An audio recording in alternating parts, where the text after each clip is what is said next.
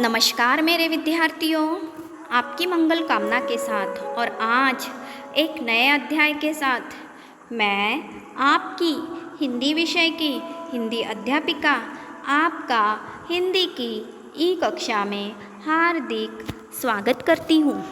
विद्यार्थियों, आज हम कक्षा 6वीं में विषय हिंदी में पाठ्यपुस्तक ज्ञान सागर से पाठ 7 सुंदरलाल का दूसरा भाग अध्ययन करने वाले हैं।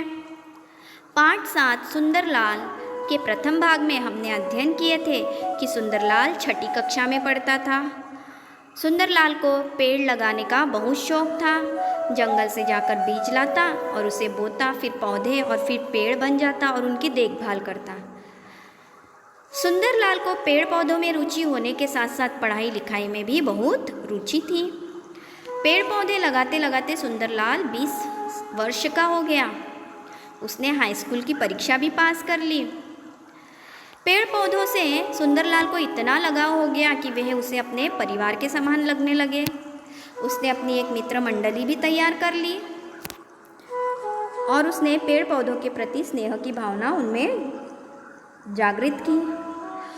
सुंदरलाल का मानना था कि ये पेड़ पौधे हमारे माता पिता के समान हैं, हमें छाया देते हैं, फल देते हैं।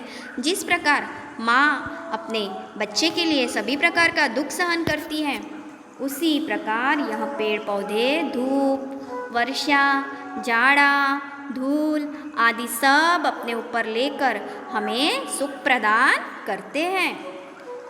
सुंदरलाल का मानना है कि पेड़ हमारी रक्षा करते हैं। जब कभी भी कोई व्यक्ति हरा पेड़ काटने लगता है तो सुंदरलाल को बहुत दुख होता है, कष्ट होता है।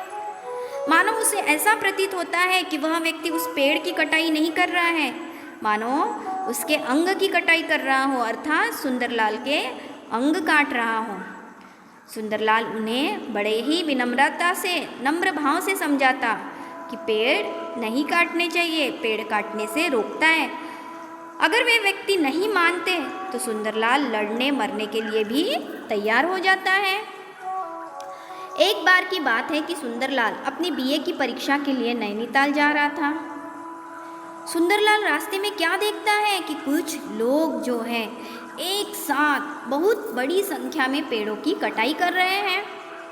यह देखकर उसका मन बड़ा व्याकुल हो उठा। तिलमिला गया सुंदरलाल। वह तुरंत बस से उतर गया और पेड़ काटने वाले लोगों के पास जाकर उन्हें समझाने लगा, रुको, पेड़ों की कटाई मत करो। पर उसकी हैरानी का ठिकाना न रहा जब पेड़ काटने वाले लकड़हारों ने उसे जवाब दिया कि हम तो कंपनी के नौकर हैं बाबू, और कंपनी ने हमें जंगल काटने का ठेका दिया है। अब उसकी हैरानी का कोई ठिकाना नहीं रहा। यही कारण था कि वे पेड़ काटना बंद नहीं कर सकते थे। वे मजदूर थे। उन्हें मालिक ने आदेश दिया था और मालिक के आदेश का उन्हें पालन करना था। यह जानकर उसे बहुत दुख हुआ और हैरानी भी।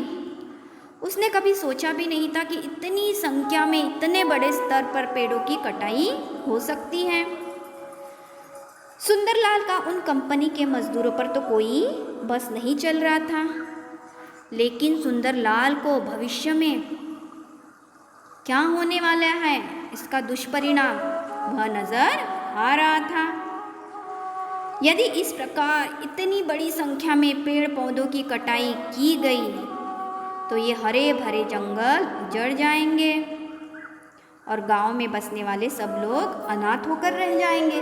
अगर यह जंगल उजड़ गया तो गांव के लोग जिनका जीवन इस जंगल पर निर्भर है, जैसे जंगल से उन्हें फूल, फल, लकड़ियाँ आदि कुछ भोजन की सामग्री मिल जाती है, वह नहीं मिलेगी तो इस गांव के लोग अनाथ हो जाएंगे।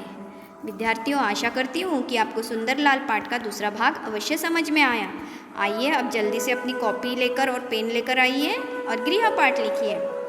सुंदरलाल नैनीताल क्यों जा रहा था? सुंदरलाल का मन व्याकुल क्यों हो उठा?